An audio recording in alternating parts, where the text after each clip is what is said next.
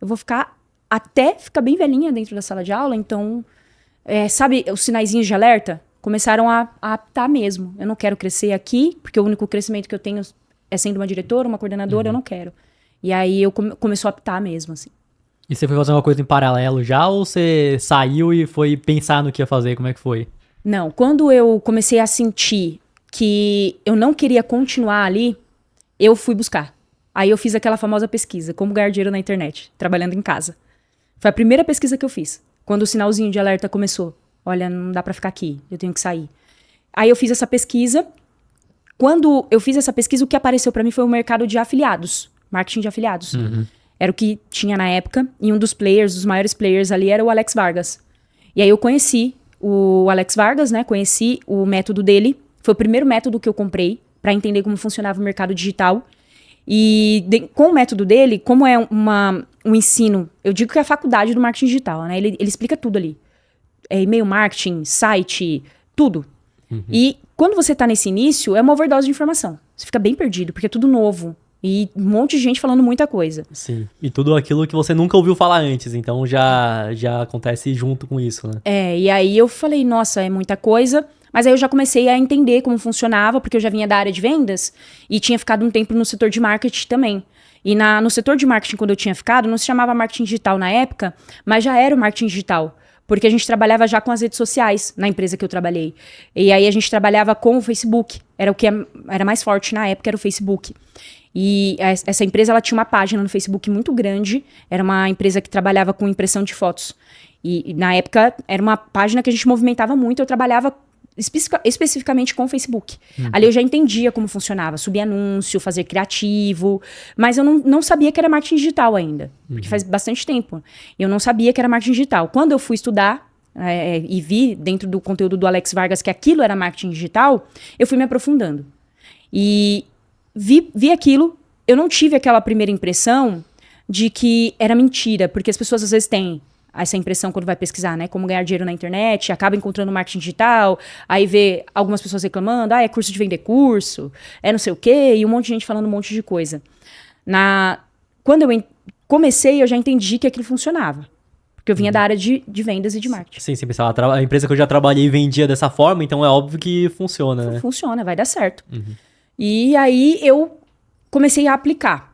Como no começo, e ele, lá as estratégias que ele passava eram muitas estratégias, ele falava muito sobre blog, sobre SEO, sobre criação de conteúdo no YouTube. E ele falava também, tinha um módulo que ele falava sobre Google Ads. Eu não queria aparecer naquele momento porque eu ainda estava conciliando com a escola. Não era algo que eu queria ir profundamente. Olha, vou criar conteúdo, vou fazer... Não. Na época eu queria uma renda extra e entender como o mercado funcionava para quem sabe mais para frente exonerar meu cargo. E eu fiz a primeira estratégia. Eu apliquei a estratégia de Google Ads para fundo de funil. Fui lá entendendo como funcionava e aí eu fiz a minha primeira venda. Aí eu vi aquela notificaçãozinha, eu falei, nossa, isso aqui funciona e funciona muito, vou continuar. Era que produto? Nossa, era um curso, era um treinamento. Agora, se eu não me engano, era um treinamento de emagrecimento, eu acho. Era de emagrecimento, algo de emagrecimento. E se você fosse explicar rapidamente pra quem não sabe qual que é essa estratégia de fundo de funil, assim, pro leigo, assim? Quando você começa no digital, existe uma estrutura que a gente chama de funil de vendas. Existe o topo de funil, meio de funil e fundo de funil. O topo de funil são pessoas que são inconscientes do problema. Elas não sabem que tem um problema. O topo de funil, geralmente, ele é maior, né? Ele tem... a abertura dele é grande. Então, são pessoas que não têm consciência do problema. Você pode estar com um problema aí, por exemplo... você tá com alguns quilos a mais. Vamos falar do produto que eu vendi. Você tá com alguns quilos a mais, mas isso nunca te incomodou. Nunca te incomodou. Pra você, se aceita muito bem, né? Tá tranquilo. E aparece um anúncio. Alguém falando pra você que o problema desses pesos a mais, né? Você ter pesos a mais, os quilinhos a mais, pode te acarretar em diabetes, problemas do coração. Ela começa já a despertar em você esse interesse. Você começa a tomar consciência agora que você tem um problema. Então, você estava lá no topo, não sabia que tinha um problema. Agora, você já está no meio do funil. Ou seja, você já entendeu que tem um problema, mas você ainda não sabe qual é a solução. Você começa a pesquisar Estou com quilos a mais, como eu faço para perder peso? Você começa a pesquisar, ou seja, consciente do problema. Como perder peso em X dias? Esse é basicamente uma pesquisa de meio de funil. É sempre com como, né? Como ganhar dinheiro rápido, como perder peso em um mês. Geralmente, essa pesquisa de meio funil, de funil é com como. Você encontrou alguém, um anúncio, alguém chegou ali e falou para você que existe receitas que te ajudam a secar em 30 dias. Agora você está consciente do problema e consciente da solução. Eu quero receitas para secar em 30 dias. Você vai para o fundo de funil. Estou consciente do problema, consciente da solução, e a solução é a receita para secar da Franciele. Vou comprar esse produto. Fundo de funil, a estratégia que eu usei foi basicamente essa. Eu peguei aquela pessoa que já tinha consciência do problema, consciência da solução e consciência do produto que queria comprar. E o produto tinha um nome específico. Eu não lembro o nome do produto, mas vamos colocar aqui, seca a barriga em 30 dias. Eu entendi que existia pesquisas. Você fez um anúncio focado já nisso pra conseguir converter o cara que já passou por todos os passos no final Exatamente. das contas. Quem pesquisava por seca a barriga em 30 dias, que era o nome do produto, já estava consciente e já queria comprar. Só precisava achar um anúncio. Aí eu criei esse anúncio, a pessoa clicou e comprou. Foi isso que eu fiz. Essa é a estratégia fundo de funil. Ali eu compreendi, né? Entendi que funcionava. Só que funcionou. Toda oferta, chega uma hora que não vende mais. Toda oferta precisa ser reciclada. Sim. Né? Precisa mudar. E aí eu fui entendendo que, olha, funcionou aqui, fiz uma quantidade de vendas. Eu lembro dos meus primeiros R$1.000. Fiz os primeiros R$1.000 como afiliada. Aí eu entendi que eu tinha que... tá. Esse produto aqui já não tá vendendo mais, eu tenho que procurar outro. E aí, quando você tá como afiliada, existe também a possibilidade do produtor parar de liberar para os afiliados. Existe a possibilidade do produtor parar de vender. Existem várias possibilidades, você não tem controle. Então, você às vezes tá com um produto muito bom. Aí o dono fala assim, olha, o dono do produto fala assim, você não pode mais fazer Google Ads. Já era. Aquilo que tava entrando de recorrente para você não entra mais. Aí eu comecei a entender que não era tão simples assim. Igual todo mundo falava, né? Não tinha uma previsibilidade tão grande por conta de vários fatores. Exatamente, não tinha. Então aquele notebook na beira da praia, a vendinha pingando ali sem fazer nada, não é real. Tinha que trabalhar, tinha que investir em conhecimento, tinha que se reestruturar, tinha que criar um sistema. E aí eu fui entendendo isso ao longo do tempo. E esse negócio ainda de tá na frente da praia com notebook, eu sempre comentei com o Matheus e pra mim não faz sentido, porque se eu tô na praia, a última coisa que eu quero fazer é tá trabalhando, né? Exatamente. Eu quero primeiro trabalhar, adiantar as coisas que eu preciso pra depois somente curtir, né? Exatamente. Não faz sentido. Não faz sentido nenhum. Não faz sentido. Mas a gente sabe que é pra vender, né? A gente sabe. Dá certo, viu? E o pior é que dá certo. A galera compra muito isso, né? Sim, é. Compra demais. Dinheiro rápido, dinheiro fácil, sem fazer nada. A gente vê, quando a gente vai criar os conteúdos, o que mais dá engajamento, o que dá mais view. Quando a gente coloca a palavra rápido, simples, fácil, sempre dá mais engajamento. Porque a galera quer tudo rápido, tudo fácil. Mas uma coisa que o digital não é rápido. A galera precisa entender isso. Construção de carreira, né? Longo prazo. Sim, mas aí você não concorda que ser rápido acaba sendo relativo? Porque se a pessoa vai demorar 4 anos pra se formar numa faculdade, pra depois, às vezes, ter que fazer uma pós-graduação, pra estudar depois pra um concurso, pra ter um salário, eu acredito que seja muito mais rápido que o meio tradicional. Só que, obviamente, não é em uma semana que você vai estar ganhando dinheiro, né? É relativo, com certeza. Assim como o tempo é. O que é 1 minuto pra mim, pode ser mais pra você. Eu acredito na relatividade em relação a isso, né? Acredito muito. Só que eu acho que, em relação ao que foi pregado, ao que foi falado, ao que as pessoas dizem no digital, pra venda mesmo, né? Gatilhos. Eu acho que ficou muito pegando nisso. É que a venda vai ser em um dia, vai ser em uma semana. Em 30 dias você tá milionário, né? E a gente... enfim, a gente tá no digital hoje, a gente sabe que não é bem assim. Sim, é que na minha visão é rápido comparado ao meio tradicional, mas comparado àquilo que é vendido, obviamente demora mais, né? É isso. Depende muito do que a gente tá comparando. Sim. Com o que a gente tá comparando. Com o meio tradicional, com certeza. Por exemplo, eu demorei 4 anos pra me formar numa faculdade, eu fiz 2 pós-graduações, e aí foi mais 1 ano em uma, mais 1 ano em outra. E aí dentro do digital, que eu tô no digital, vão fazer 3 anos, que eu tô 100% focada. E o que eu fiz em 3 anos, o que eu faturei em 3 anos, nem se eu estivesse trabalhando em 3 escolas, eu conseguiria. Né? Então, com certeza, comparado a isso, sim, é muito mais rápido. Mas acho que o problema que a gente tava comentando antes é que não é linear. Então a pessoa pensa, vou começar aqui, aí no primeiro dia eu ganho R$10, no segundo eu ganho 20 e vai subindo de forma gradativa. E a verdade é que no começo ela vai ter que trabalhar muito, adquirir muito conhecimento pra ficar no zero, só pra depois ela começar a subir, só que talvez de forma muito mais rápida às vezes, né? É, exatamente. Eu acho que é isso mesmo. E aconteceu comigo. Porque aí veio minha outra transição. De exonerar meu cargo público. E eu fiquei 3 anos pra exonerar, né? A partir do momento que eu entendi que eu tinha que exonerar, eu fiquei procrastinando a exoneração 3 anos. 3 anos, assim, pensando, exonero, não exonero. Meu Deus, o que eu vou fazer da minha vida? Né? Porque eu sabia que aonde eu tinha chegado ali, com tudo que eu conhecia, dentro das minhas limitações, pra mim, era onde eu podia... Era a minha linha de chegada. Eu não via outra coisa. Eu não conseguia enxergar que depois daquela linha de chegada, existia muito mais corrida, existia muito mais coisas pra fazer. Pra mim foi muito difícil. Foram 3 anos eu procrastinando isso, mas foram 3 anos eu sofrendo com isso. É muito difícil você saber que você tem que fazer algo e não ter coragem.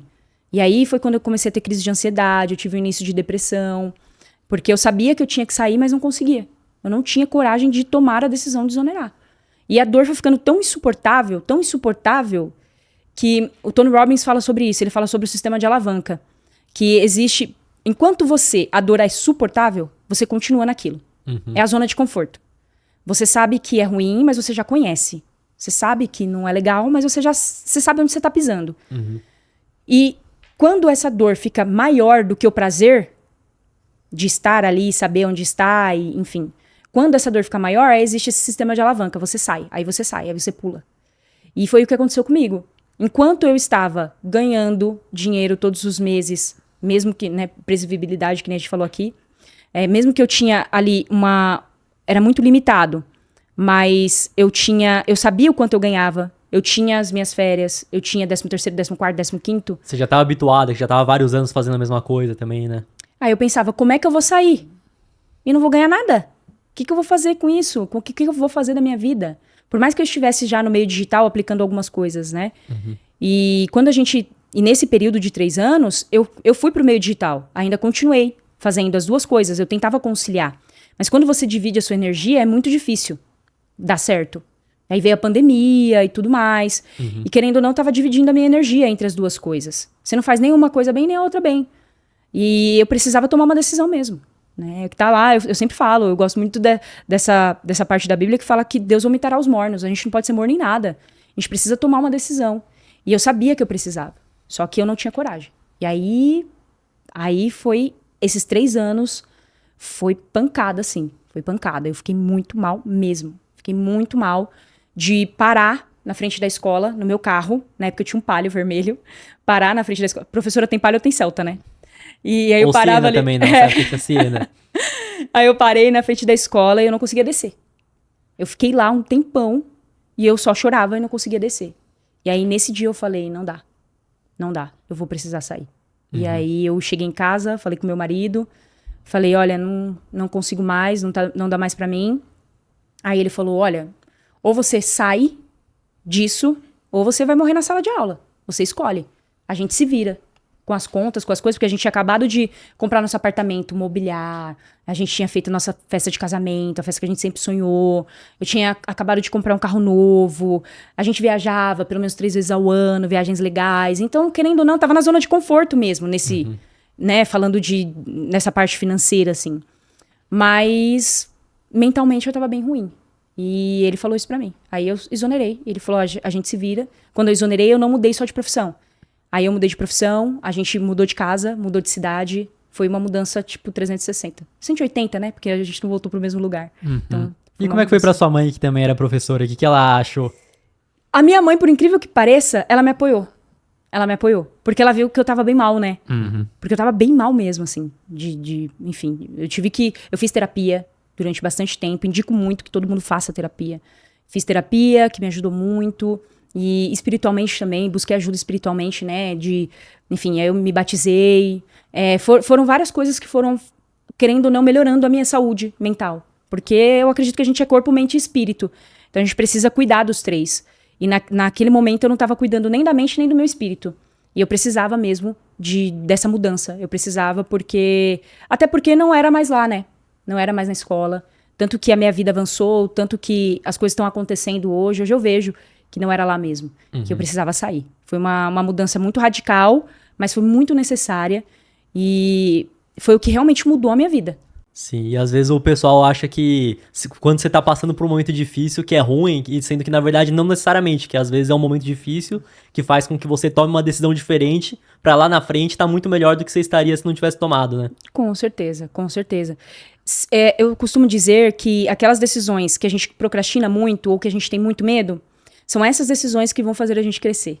São elas. Hoje eu uso muito medo como bússola. O medo é a minha bússola. Quando alguém chega pra mim com uma proposta, com algo que é pra eu fazer, e se me dá aquele frio na barriga, aquele medo, e já vem aquela sabotagem, olha, não vai dar certo, não faz. Aí eu vou. Eu falo, não, é aqui. Isso aqui vai me fazer crescer, isso aqui vai me fazer prosperar. E eu falo de prosperidade, eu costumo dizer que a prosperidade não tem a ver só com dinheiro. E o pessoal acha que tem a ver só com dinheiro e não tem. Vocês podem falar mais do que eu, porque vocês falam sobre investimento. E a gente sabe que não tem a ver só com dinheiro. A prosperidade tem a ver com uma vida plena.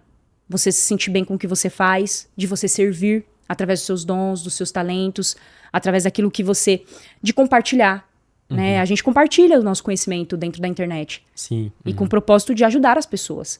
E isso é algo que é muito, muito diferente do que eu era acostumada a ver.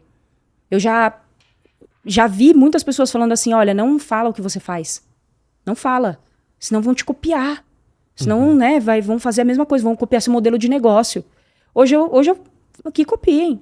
Se tá copiando é porque tá dando certo, né? É o que realmente traz relevância, é o que realmente ajuda as pessoas a mudarem. Então, eu comecei a compreender o poder de uma decisão, de você decidir. Por mais que eu tenha procrastinado, eu só me arrependo de não ter decidido antes.